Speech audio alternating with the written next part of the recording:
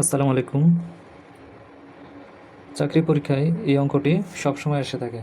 অনেকে এই অঙ্কটি সহজে সমাধান করতে পারেন না। তো আজকে কিভাবে এই অঙ্কটি সমাধান করবেন সেটা নিয়ে আলোচনা করব। তো খেয়াল করুন, প্রশ্নটি হচ্ছে 0.0001 এর বর্গমূল কত। তো বর্গমূল মানে হচ্ছে ওই সংখ্যাটি রুট বের করতে বলছে। তাহলে সমাধানটি খেয়াল করুন।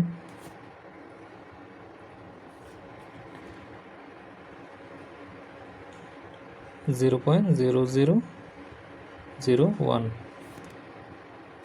তো পরে রোড থাকবে। এখানে দশমিককে ভগ্নাংশে প্রকাশ করার নিয়ম হচ্ছে উপরে 1 হবে এবং নিচে দশমিকের জন্য 1 হবে এবং দশমিকের পরে যতটি সংখ্যা আছে ঠিক ততটি শূন্য হবে। তাহলে 4টি সংখ্যা আছে, 4টি শূন্য হবে, 1 2 3 4। তাহলে উপরে 1কে রুট করলে 1ই হবে এবং নিচে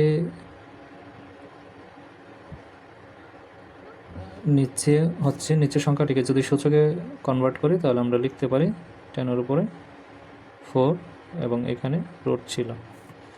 তো এটাকে কনভার্ট করে আমরা আবার এইভাবে লিখতে পারি 1 রুট 10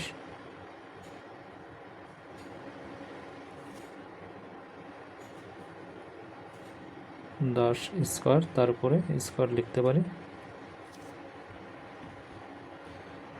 তো এটাকে উপরে থাকবে 1 এবং নিচে স্কোয়ার রুটে কাটা যাবে, থাকবে 10 এর উপরে স্কোয়ার, উপরে 1, 10 এর উপরে স্কোয়ার মানে হচ্ছে 100। 100 দ্বারা উপরে 1কে যদি ভাগ দেই তাহলে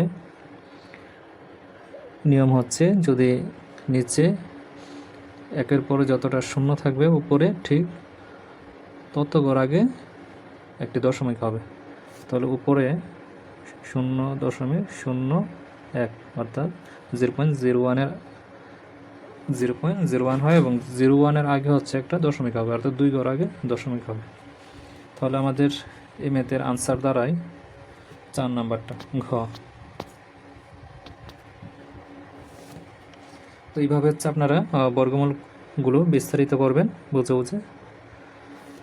তো চাকরি পরীক্ষায় প্রিলি পরীক্ষায় যেহেতু সময় কম থাকে, তাহলে শর্ট সময়ে শর্টকাটে কীভাবে এই ম্যাথগুলো সলিউশন করবেন সেই বিষয়টা নিয়ে এখন আলোচনা করব। তো খেয়াল করুন, তো সংখ্যাটি হচ্ছে 0.0001। তো শর্টকাটে কিভাবে করবেন খেয়াল করুন, যেহেতু এই সংখ্যাটির বর্গমূল বের করতে বলছে, তার মানে হচ্ছে আপনি বর্গমূল যদি বের করেন তাহলে সেটা কিন্তু বর্গ সংখ্যা বের হবে। তো বর্গমূল থেকে বর্গ সংখ্যায় কনভার্ট করার নিয়ম হচ্ছে পেছন থেকে 2টা ডিজিট করে নেবেন, এইভাবে দুইটা ডিজিট করে নেবেন। তো 2টা ডিজিট করে নেওয়ার পরে এখানে 0.1 থাকবে। 2টা ডিজিট নেওয়ার পরে পিছনের 2টা ডিজিটের বর্গ সংখ্যা কত, 2টা ডিজিটের বর্গ সংখ্যা কত, অর্থাৎ 0.1-এর বর্গ সংখ্যা কত, 1। কারণ 1কে স্কোয়ার করলে 0.1কে স্কোয়ার করলে তো 1 হবে এবং এর আগের 2টা সংখ্যার বর্গ সংখ্যা কত, 0কে স্কোয়ার করলে 0ই হবে। অর্থাৎ এইভাবে হচ্ছে আপনারা শর্টকাট প্রসেসে ম্যাথগুলো করবেন। তো আজকে এই পর্যন্তই, ভালো থাকবেন। আসসালামু আলাইকুম।